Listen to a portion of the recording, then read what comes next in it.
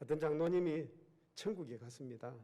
천국에 갔더니 자신이 아는 어느 집사님이, 안수 집사님이 짬뽕을 먹고 있더랍니다. 중국집에서. 그래서 뭐 나는 그래도 저 안수 집사보다는 내가 그래도 직분도 높고 내가 봉사도 많이 하고 그랬으니까 더 비싼 게 나올 거야 하고 이렇게 생각을 했습니다.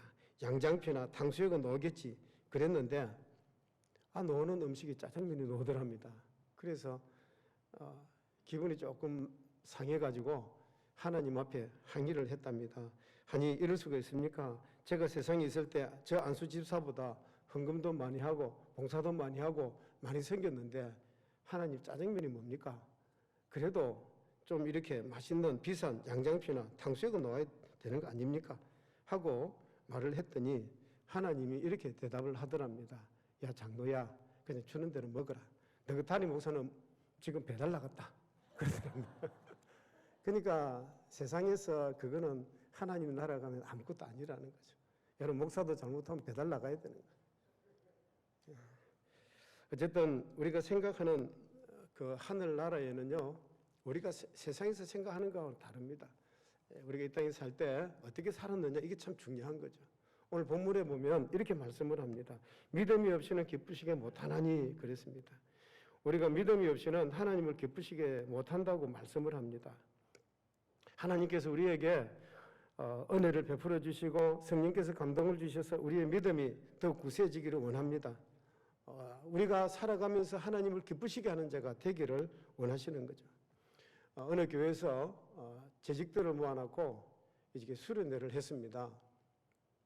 목사님께서 말씀을 다 전하시고 마지막 끝에 가서 이 재직들에게 숙제를 한 가지 내었습니다.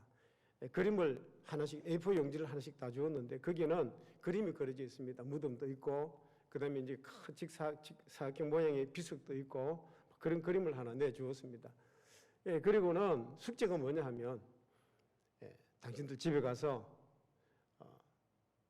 그 비석에 당신들이 이제 죽게 되면 그 비석에 들어갈 말을 스스로 양심껏 적어가지고 내일 이 시간에 가져오십시오 그랬습니다. 어차피 사람들은 이 땅에 살다가 한 번은 죽는 거니까 그래 당신이 죽고 난 다음에 비석에 써야 될 글이 뭔지 한번 적어 오라는 것입니다.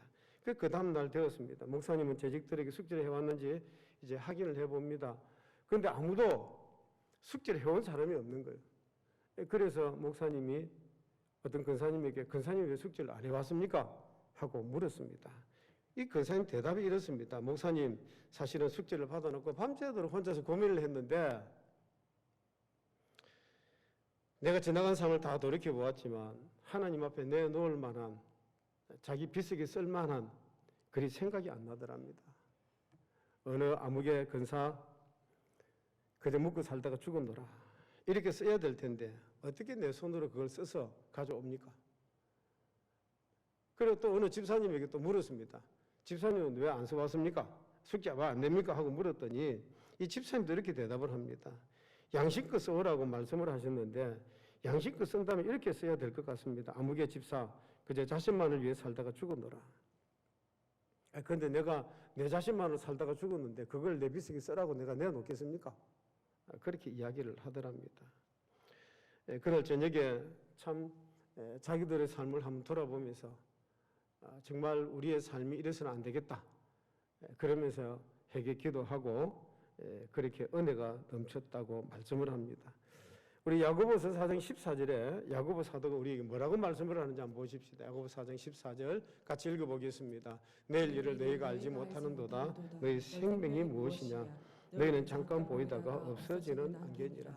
여러분 내일 일을 알지 못합니다. 내일 어떻게 될지 정말 알 수가 없습니다. 제가 창원에서 삼성중공업 다닐 때 한번 회식을 하고요. 이제 집에 이제 돌아가는 길입니다. 저는 중간에서 버스 타고 내렸고 이 친구는 조금 이제 집이 조금 멀리 있어서 버스를 타고 밤에 이제 계속 가는 거죠. 그런데 이 버스 운전 기사가요. 어떤 지점에 가서 갑자기 브레이크를 밟은 겁니다. 그런데 이제 그 친구가 어디에 앉아 있느냐 하면 맨 뒤쪽에 의자도 없고 아무것도 없는 맨 뒤쪽 가운데 딱 앉은 거예요. 이 운전기사가 버스 그 브레이크를 탁 밟았는데 얼마나 급작스럽게 밟았던지 뒤에 앉아있던 친구가 그냥 눈 감고 가만히 앉아 아무 생각 없이 앉아있다가 그대로 그냥 튀쳐나와가지고 머리 이 뇌출혈로 결국 그날 사망을 했습니다. 여러분 사람은요 진짜 내일 일을 알 수가 없습니다. 어떻게 될지 아무도 모르는 거죠. 여러분 우리 성경에도 가인이 동생 아벨을 그렇게 죽이는 것처럼 그런 불의의 사고를 만나서 비극적인 처우를 맞이하게 될는지도 아무도 모르는 거죠. 우리가 살아있는 동안 만약 예수님이 이 땅에 다시 오신다면 오늘 우리가 살펴보고자 하는 에녹처럼 우리도 죽음을 맛보지 않고 하늘로 올리우게 될 것입니다. 그러나 모든 것이 다 그런 것은 아닙니다. 여러분 우리도 이 땅에 살다가 언젠가는 한번 죽습니다. 그런데 그때 우리가 어떻게 비수기 써야 되겠습니까? 오늘 본문에 보면 에녹을 향해서 뭐라고 말씀을 합니까? 하나님을 기쁘시게 하는 자라 하는 증거를 받았느니라. 에녹을 뭐라고요? 하나님을 기쁘시게 하는 자라고 그렇게 증거를 받았다는 것입니다. 우리도 여러분 이 땅에 육신의 장막을 벗게 될 때 우리 비수기 이렇게 기록이 되어져야 되지 않겠습니까? 여기에 하나님을 기쁘시게 한 자가 고이 잠들었다. 이렇게 부끄러움 없는 삶을 살아갈 수 있는 여러분 되시기를 바랍니다. 제가 아는 어떤 분이요, 한 번은 어떤 정치인을 후원하는 그런 밤이 있었습니다. 그래서 저에게 이제 이런 이야기를 하는 겁니다. 그 사람이 이번 선거에 질지 이길지 나는 알지 못합니다. 그 만일에 대비해서 내가 보험금을 조금 걸어 놓는 것이 안전할 것 같아서 간다는 겁니다. 그러니까 보험금 내는 심정으로 그 후원의 밤을, 정치인 후원의 밤을 간다는 거죠. 그래서 제가 그랬습니다. 아이고, 그 사람에게 보이려고 보험금 걸지 말고 좀 하나님께 좀 잘 보이도록 보험금 좀 힘써 내면서 살아가라고 제가 그렇게 말을 했습니다. 여러분 사람들은 참 이상합니다. 세상 살아가면서 자기 준비 잘합니다. 대학에 들어가기 위해서 입시 공부 열심히 준비하고요. 뭐 결혼 준비 잘하고요. 사업 준비도 잘합니다. 자, 그런데 누구에게나 찾아올 마지막 순간, 하나님 앞에 심판대 앞에 서야 될 그 마지막 순간에 있는 것을 사람들은 생각하지를 못하는 거죠. 그 준비를 잘 못하는 것입니다. 왜 그렇습니까? 준비를 못하는 이유는 뭐냐 하면 이게 에덴 동산에서부터 시작된 거죠. 이 사탄의 마귀가 하와를 다 꼬시는 거죠. 어떻게 꼬십니까? 야, 선악과 열매 먹어도 절대 죽지 아니하리라. 절대 죽지 않는다. 어쩌면 우리들도 그 말에 속아서 넘어가고 있는 줄도 모릅니다. 우리는 장례식을 다녀오면서도 나는 죽으리라 생각 안 하고 장례식 다녀옵니다. 자, 그런데 성경은 뭐라고 말씀을 합니까? 히브리서 9장 27절 같이 읽어보십시다. 같이 읽습니다. 한 번 죽는 것은 사람에게 정해진 것이요 그 후에는 심판이 있습니다. 한 번 죽는 것은 뭐라고요? 사람에게 정해진 것이라는 겁니다. 그러니까 내게도 죽음이 올 수 있다. 나도 언젠가는 죽을 것이다. 항상 이 생각을 하셔야 된다는 것입니다. 만약에 우리가 이 생각을 항상 기억하고 살아간다면 그만큼 우리의 삶은 하나님 앞에서 경건한 삶이 되고 진실한 삶이 될 줄로 믿습니다. 자, 오늘 본문을 통해서 제가 세 가지만 한번 생각해 보겠습니다. 히브리서 11장 6절 말씀 같이 한번 읽어보십시다. 믿음이 없이는 하나님을 기쁘시게 하지 못하나니 하나님께 나아가는 자는 반드시 그가 계신 것과 또한 그가 자기를 찾는 자들에게 상 주시는 이심을 믿어야 할지니라.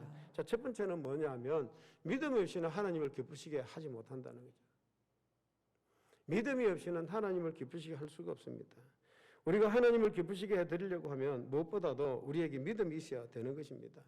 여러분 좋은 가문에서 태어났다고 하나님이 기뻐하실까요? 그 사람이 박사학위 받았다고 하나님이 기뻐하실까요? 그 사람이 무슨 좋은 자동차 타고 다닌다고 하나님 기뻐하실까요? 절대 그렇지 않습니다. 우리가 하나님을 기쁘시게 하려고 하면 무엇보다도 우리에게 믿음이 있어야 되는 거죠. 하나님은 우리의 믿음을 보시는 것입니다. 여러분 우리도 다른 사람들에게 의심을 받거나 불신을 당하면 기분이 나쁩니다. 하나님도 똑같은 거예요. 우리가 하나님을 불신하고 하나님을 믿지 않으면 하나님도 기분이 나쁜 거예요. 그래서 하나님을 신뢰하고 하나님을 믿는 사람, 그런 사람은 하나님이 좋아하시고 그 사람을 기뻐하시는 거예요. 그런데 그렇지 아니하고 참 이 세상 일이 어찌 될까 싶어서 점쟁이 찾아가고 뭐 자동차 새 차 샀다고 그 앞에 돼지대가리 갖다 놨고 절하고, 여러분 그러면 하나님이 기뻐하실까요? 절대 기뻐하지 않습니다. 무슨 일을 하든지 하나님께 예배드리고 하나님의 도우심을 겸손히 구하면서 여러분 그렇게 하나님 보고 살아가야 되는 거죠. 그게 하나님이 기뻐하시는 삶이라는 것입니다. 우리 예수님도 이 땅에 계실 때 예수님도 늘 하나님을 바라보고 사셨습니다. 하나님을 의지하고 하나님을 신뢰하고, 그뿐만이 아닙니다. 이 공중에 나는 새를 봐도 땅에 피는 그 들꽃을 봐도 항상 하나님을 생각을 하셨던 거죠. 우리 마태복음 6장 26절 같이 읽어보십시다. 같이 읽습니다. 공중에 새를 보라 심지도 않고 거두지도 않고 창고에 모아들이지도 아니하되 너희 하늘 아버지께서 기르시나니 너희는 이것들보다 귀하지 아니하냐. 그러니까 예수님은 이 땅에 계시면서 저 새를 봐라. 심지도 않고 거두지도 않고 창고 모아들이지도 아니해도 하나님께서 다 기르시는구나. 여러분 들에 핀 이 들꽃을 봐도 무심히 그냥 보지 아니하시고 그 들풀을 통해서 하나님을 보시는 거예요. 우리 마태복음 6장 30절 같이 한번 읽어보십시다. 오늘 있다가 내일 아궁이에 던져지는 들풀도 하나님께서 이렇게 입히시거든. 하물며 너희일까 보냐 믿음이 작은 자들아. 내 아버지께서 오늘 있다가 내일 아궁이에 던져지는 그 들풀도 하나님께서 이렇게 아름답게 이렇게 하시는구나. 여러분 꽃이 피는 그 꽃을 보면서도 예수님은 그 하나님을 생각하셨던 것입니다. 하나님께서 이렇게 아름답게 꽃을 만드셨구나. 항상 우리 예수님은 그 사물을 보면서 하나님의 그 손길, 하나님의 그 창조, 그걸 늘 보았던 것입니다. 그래서 하나님이 예수님을 얼마나 기뻐하셨는지 모릅니다. 우리 예수님이 요단강에서 세례를 받으실 때, 또 변화산에서 그 하나님의 음성이 들리는 거예요. 뭐라고 음성을 들립니까? 우리 마태복음 17장 5절 같이 한번 읽어보십시다. 말할 때에 호련히 빛난 구름이 그를 덮으며 구름 속에서 소리가 나서 이르되 이는 내 사랑하는 아들이요 내 기뻐하는 자니 너희는 그의 말을 들으라. 뭐라고 말씀을 합니까? 이는 내 사랑하는 아들이요 내 기뻐하는 자라. 예수님을 향해서 이는 내 사랑하는 아들이요 내 기뻐하는 자라, 이렇게 말씀을 하는 겁니다. 하나님은 예수님을 지극히 기뻐하셨습니다. 여러분 우리도 매 순간마다 무엇을 하든지 모든 것을 통해서 하나님을 바라볼 수 있기를 바랍니다. 하나님을 바라볼 때 하나님도 우리를 바라보시는 거예요. 여러분 성군 다윗도 마찬가지입니다. 하나님은 다윗을 얼마나 기뻐하시면서 이렇게 말씀을 하셨는지 모릅니다. 우리 사도행전 13장 21절 같이 한번 읽어보겠습니다. 피하시고 다윗을 왕으로 세우시고 정언하여 이르시되 내가 이새의 아들 다윗을 만나니 내 마음에 맞는 사람이라 내 뜻을 다 이루리라 하시더니, 우리 개혁 성경에는요 내 마음에 합한 사람이 이렇게 되어 있습니다. 그런데 개혁 개정에는 내 마음에 맞는 사람이라. 여러분 하나님이 다윗을 기뻐하실 때 내 마음에 맞는 사람이라 그랬는데 무엇이 그렇게 다윗이 마음에 맞을까요? 정치를 잘해서? 나라를 부강시켜서? 그런 것들이 아닙니다. 다윗은 어디서 무엇을 하든지 늘 하나님을 바라보고 하나님을 의지하며 그렇게 살았습니다. 우리가 잘 아는 시편 23편 4절에 보면 다윗의 고백이 나옵니다. 같이 한번 읽어보십시다. 내가 사망의 음침한 골짜기로 다닐지라도 해를 두려워하지 않을 것은 주께서 나와 함께 하심이라. 주의 지팡이와 막대기가 나를 안위하시나이다. 여러분 이 다윗이요 그 아들 압살롬에게 쫓겨서 예루살렘 성을 쫓겨나와가지고 그 피난길을 가면서도 뭘 생각하느냐? 하나님을 생각하는 거예요. 하나님께서 나를 이렇게 하셨구나. 그걸 원망하는 것이 아니라 오히려 하나님 앞에 감사를 드리는 거예요. 늘 하나님만 의지를 그렇게 했던 것입니다. 그래서 그런 사망의 엄청난 골짜기에 있을지라도 결코 두려워하지 않는다고 고백했던 것입니다. 그래서 하나님은 다윗의 귀한 믿음을 보시고 뭐라고요? 이는 내 마음에 맞는 사람이라 그렇게 다윗을 기뻐하셨습니다. 오늘 본문에 나타난 에녹도 마찬가지입니다. 창세기 5장 21절 같이 읽어보십시다. 같이 읽습니다. 에녹은 65세에 무두셀라를 낳았고, 여러분 에녹은요 65세가 될 때까지 어떻게 살았느냐? 자기 마음대로 살았습니다. 여기 하나님과 동의했다는 단어가 전혀 나오지 않습니다. 그런데 65세까지 자기 마음대로 살다가 보니까 무두셀라를 낳았는데 야 내가 이렇게 살아서는 안 되겠구나. 그때부터 300년을 하나님과 동행하는 삶을 살게 되는 것입니다. 그는 결심을 하고 300년 동안 하나님의 손을 붙들고 하나님과 동행하는 삶을 살았습니다. 그러니까 하나님께서 기뻐하시고 그 결과가 어떻게 되었습니까? 에녹은 죽음을 보지 않고 하늘로 올림을 받았던 것입니다. 하나님께서 에녹을 하늘로 데려가신 것입니다. 사랑하는 성도 여러분, 오늘 우리에게도 이런 결단이 있기를 바랍니다. 우리가 하나님이 기뻐하시는 삶,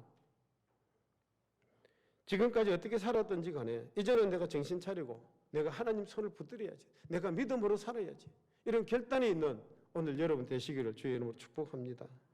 그래야 할 때 우리의 남은 생애가 주님이 기뻐하시는 삶이 될 줄로 믿습니다. 오늘 우리의 드리는 예배가 우리의 삶에 있어서 정말 전환점이 되고 그리고 축복된 기회가 될 줄로 믿습니다.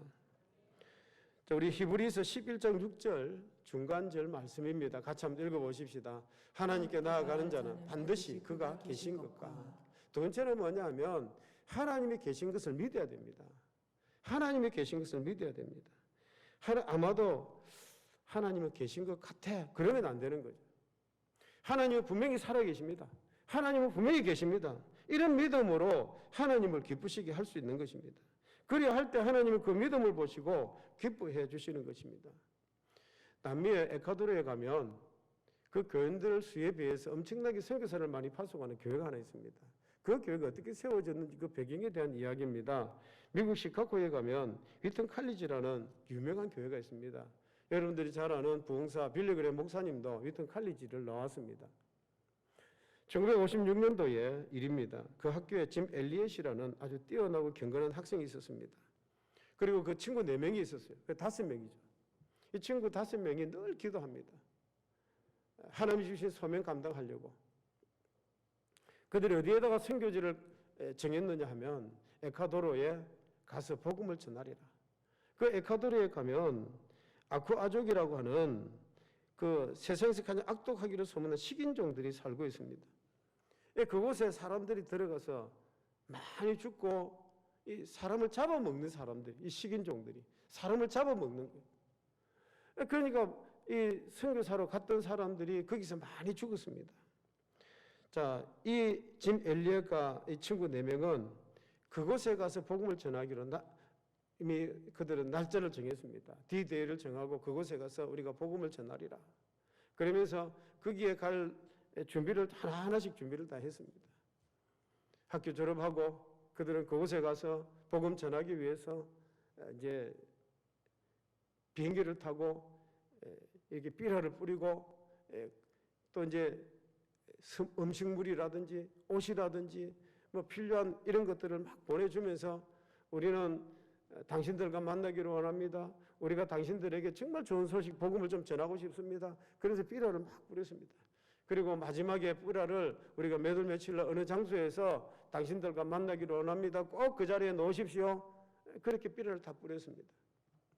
그리고 D-Day가 되는 날 이분들이 하루 전날 그곳에 가서 그 장소 나무 위에 가서 밤샘을 하면서 기다렸습니다. 그 사람들이 나타나기를 기다렸던 거죠. D-Day 날 그들이 나무 위에 있다가 시간이 되어서 한 사람이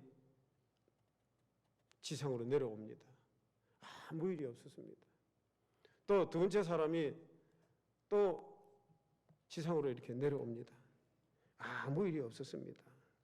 그 세 번째 사람이 이제 또 내려오려고 하는데 뭔가 푹 하는 비명소리가 들립니다. 악 하는 소리가 들립니다. 여러분, 이 짐 엘리엇은요, 이렇게 복음 전하는 것을 그들은 가족들이나 믿는 사람들에게 전하기를 원했습니다. 그래서 한 사람은 무전기를 들고 가서 그 상황을 미리 보고를 다 했습니다. 그 무전기로 에콰도르의 중앙방송국에 보내면 그 중앙방송국에서 이 소식을 다시 미국으로 또 보내주는 거예요. 그러니까 그 가족들과 친척들이 그 뉴스를 다 지금 듣고 있는 것입니다. 그런데 무엇이 들립니까? 억 하는 소리, 퍽 하는 소리, 사람 죽는 소리만 들리는 거죠. 짐 엘리엇과 선교사 4사람은 그곳에서 다 죽었습니다. 그 다음 날 뉴욕 타임즈 일면에 이런 글이 실렸습니다. 과연 하나님은 살아있는가? 과연 하나님은 살아있는가? 이런 제목의 글이 실렸습니다. 하나님이 살아계신다고 하면 어떻게 그렇게 뛰어난 사람들을 그 에콰도르에서 그렇게 죽게 만들 수 있느냐고 비꼬는 내용이었습니다. 자, 그런데 하나님은 죽으신 것이 아니었습니다. 하나님은 살아계셨습니다. 그로부터 2년이 지났을 때에 그 에콰도르 아구아족들이 살고 있는 그곳에 어떤 한 선교사님이 들어갑니다. 그 들어가기 전에 그곳에 가까이 갔을 때 아구아족들에게 쫓겨난 어떤 한 여자를 만나게 됩니다. 여자아이를 만나게 됩니다. 쫓겨나서 어디 갈 데 없으니까 선교사님이 그 아이를 데리고 생활을 하면서 그들의 간섭도 배우고 글도 배우고 뭐 이런 것들을 다 익히게 되는 거죠. 그리고 나서 아구아족들이 살고 있는 그 에콰도르 밀림 속으로 들어갔습니다. 여자가 들어오니까 그들은 뭐 별 부담 없이 이제 그들에게 병도 치료해주고 뭐 고쳐주고 또 그들을 참 이렇게 아름답게 섬겼습니다. 그렇게 섬기면서 복음을 전했더니 이 사람들이요 한 사람씩 예수 그리스도를 믿게 되는 거죠. 그들이 만나서 변화가 되면서 결국은 식인종 추정까지 마음의 변화를 받고 예수님을 생명의 주인으로 모시게 됩니다. 이 식인종 추장이 이분에게 물어봅니다. 당신이 누구십니까? 당신이 어떤 사람이길래 이곳까지 와서 우리에게 이 복음을 전합니까? 그랬더니 저는 2년 전에 당신들이 죽인 짐 엘리엇이라는 선교사의 부인입니다. 이 말 한마디에 그들이 다 녹아져 버린 거예요. 세상에 어떻게 그렇게 할 수가 있느냐는 거죠. 자기들이 죽여버린 그 선교사의 부인이 원수 같은 우리들에게 어떻게 다시 들어와서 이렇게 복음을 전할 수 있느냐는 거죠. 예수 그리스도의 사랑을 그렇게 전할 수 있느냐는 거죠. 여러분, 이분들이 그 예수 그리스도를 다 믿게 되고 예수님을 영접하게 되고 새 생명, 영생을 얻게 되는 거예요. 그 뒤에 스위스 로잔에서 세계 선교 대회가 열렸습니다. 그때 이 선교사님은 일부러 자기가 전도했던 식인종 추장, 아구아족의 추장을 데리고 스위스 로잔까지 갔습니다. 그곳에서 뭐 행사를 진행하다가 이제 선교사님이 시간이 주어졌습니다. 이 식인종 추장을 데리고 나갔습니다.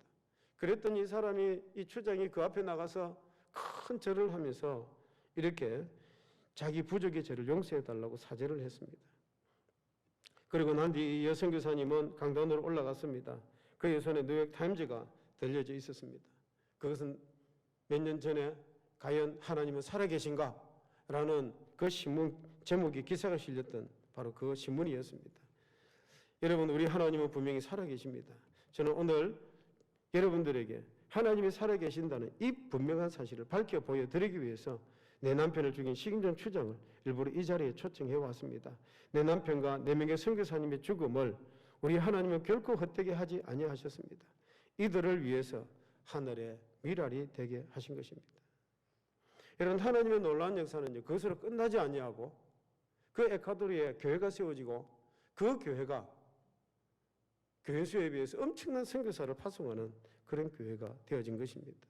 사랑하는 성도 여러분, 때로는 하나님이 뜻하시는 일이 우리 머리로는 헤아리기가 정말 어렵습니다.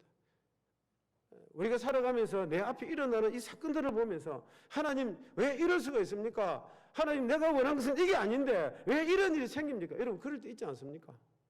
그런데 우리가 그건 모르지만 분명히 그 속에 하나님의 뜻이 있는 거죠. 하나님은 지금도 우리와 함께 하시고 온 우주 구석구석에 하나님의 손길로 충만합니다.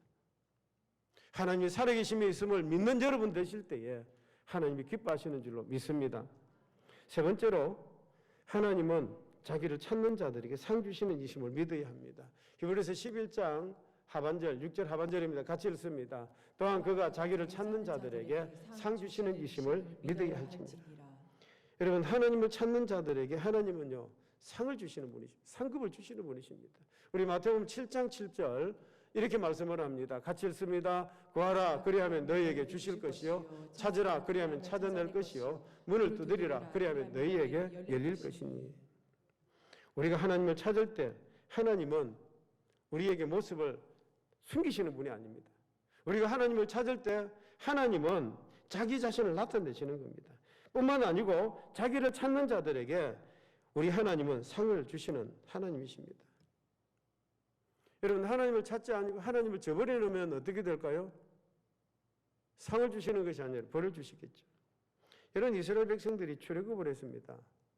이스라엘 백성들이 애굽을 나와서 가데스 바네아라는 곳에 이르렀을 때 그들이 갑자기 두려움이 생깁니다.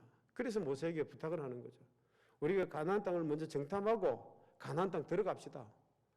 그래서 모세가 허락을 합니다. 하나님도 허락을 하시고, 그래 너가 한 지파에서 한 사람씩 뽑아서 12사람 정탐하고 오너라. 그래서 40일 동안을 그들이 정탐하고 12사람이 들어가 정탐을 하고 돌아옵니다. 12사람이 정탐하고 돌아와서 어떤 보고를 하느냐 하면 10명의 사람들은 믿음 없는 말을 합니다. 뭐라고 말을 합니까? 여러분, 똑같은 장소에서 똑같은 기간 동안 똑같은 상황을 보고 왔는데 10사람이 보고 2사람이 보고 다른 거예요. 10사람이 보고는요, 믿음 없는 말을 하는 거예요. 우리 민수기 13장 31절에서 33절까지 같이 읽어보겠습니다. 그와 함께 올라갔던 사람들은 이르되 우리는 능히 올라가서 그 백성을 치지 못하리라. 그들은 우리보다 강하니라 하고 이스라엘 자손 앞에서 그 정탐한 땅을 악평하여 이르되 우리가 두루 다니며 정탐한 땅은 그 주민을 삼키는 땅이요 거기서 본 모든 백성은 신장이 장대한 자들이며 거기서 네피림 후손인 아낙 자손의 거인들을 보았나니 우리는 스스로 보기에도 메뚜기 같으니 그들이 보기에도 그와 같았을 것이니라. 그러니까 이 10명의 사람들의 보고는 뭐냐 하면 우리는 그 땅에 못 들어갑니다. 우리가 가서 보니까 그들은 장대하고 성벽도 튼튼하고 우리는 그들 앞에 메뚜기 와갖고 우리는 그들을 이길 수가 없습니다. 그러니까 가지 말자는 거죠.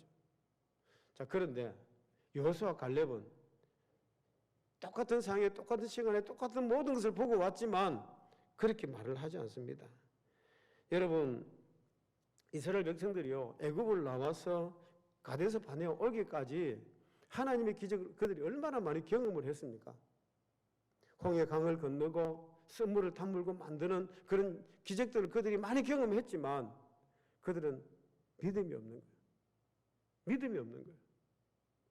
여호수아 갈렙은 하나님을 끝까지 신뢰하고 하나님을 의지했습니다. 민수기 14장 7절에서 9절 말씀입니다. 같이 읽어보십시다. 이스라엘 자손의 온 회중에게 말하여 이르되 우리가 두루 다니며 정탐한 땅은 심히 아름다운 땅이라.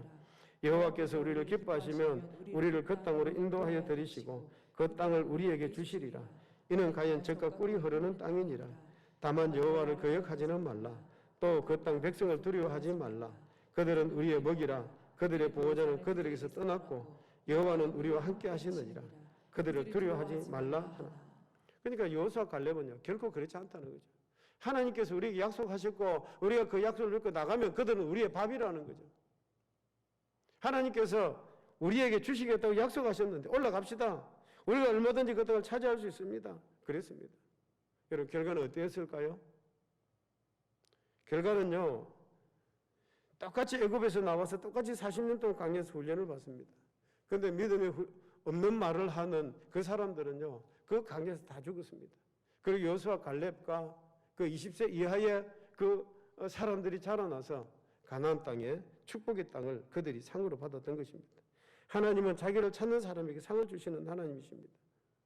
여러분, 우리가 좀 쉽게 말해서 건강도 그렇지 않습니까? 건강도 예수님은 소경 고쳐주실 때도 혈류병 앓던 여인을 낫게 하실 때도 문둥병 걸린 나 환자들 고쳐주실 때도 그 믿음을 보시고 고쳐주셨던 거죠. 여러분, 물질도 마찬가지입니다. 하나님께서 우리에게 물질을 주셨는데 그 물질을 하나님의 나라를 위해서 우리가 그렇게 쓰면 하나님께서 상급으로 축복해 주시는 거죠. 오늘 오후에 우리 강보익 목사님을 통해서 선교 비즈니스에 대해서 좀 도전도 좀 받았으면 좋겠습니다.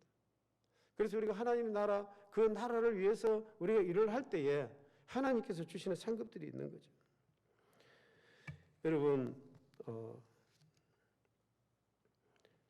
우리의 남은 생애가 하나님 영광을 위해서 우리가 쓰임 받아야 되지 않겠습니까? 우리의 남은 생애가 얼마 될지 우리는 정말 알 수가 없습니다. 우리 인생이 어떻게 정말 살지는 잘 모르겠지만 우리의 남은 생애가 어쨌든 하나님 앞에서 선한 청지기가 되어서 하나님의 살아계심을 증거하고 믿음으로 하나님을 기쁘시게 할 수 있는, 그래서 여러분 되시기를 주의 이름으로 축복합니다.